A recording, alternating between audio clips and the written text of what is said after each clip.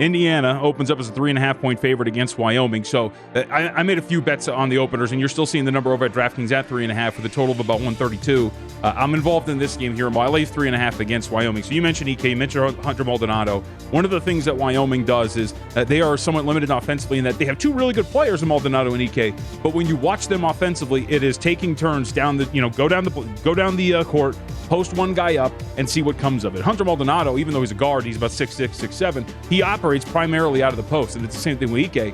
UNLV and, of course, Boise State as well gave the blueprint out there. You just don't let him go through you. If you force him to shoot over you, EK, that he's not going to be very effective. He was very ineffective in 2 Mountain West Conference tournament games, and I think that Indiana has enough size down there to bother the two post players in Maldonado and, of course, in EK. I think TJD is better than Graham Ike. Ike is a terrific player as a sophomore, but I think Trace Jackson-Davis is far superior. You mentioned Hunter Maldonado. For people who haven't seen him play, he's the point for Wyoming, but he's, as you alluded to, 6'6", 6'7". But I think we could see potentially a guy like Race Thompson on him. Yep. And Thompson can negate what he can do. He's physical. He's got length on him. And then if you've got to rely on Jeffries and Oden to knock down shots, I think it could be a difficult time for this team. I like Finney. I like this team with Xavier Johnson running the point for Indiana. I'm with you. I like Indiana in this game against Wyoming.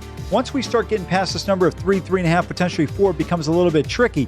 But I still think IU is a more complete basketball team. The run that they had in this tournament really will help propel them. They played extremely well against a team like Illinois, who has Coburn on the inside, able to negate what he did. I think they're right there in position. If you look back at the Iowa game, if you are Mike Woodson, you're like, hey, we really should have been playing today against Purdue, and they blew that opportunity. And this is the cool part about now. So we get all wrapped up in, hey, the numbers, the lines are out, everything. Yeah. Well, now the totals are starting to come out, and so you're starting to see a wide variety of totals here, too. So if your total's better, you should be able to find the number you want. Right now, the total ranges from 130.5 to 132.5. The 2-point difference that's out there in the market. So if you want to bet this thing, which I would think that this starts to go under that 132.5, I would assume disappears, looking at these two teams and the way that they play. Also expecting that the 3.5s disappear, go to 4, because 4s populate the board right now. Get prepared for all the madness with VSiN's tournament betting guide, daily best bet emails, plus full access to VSiN through April 5th for only $19 at VSiN.com/madness.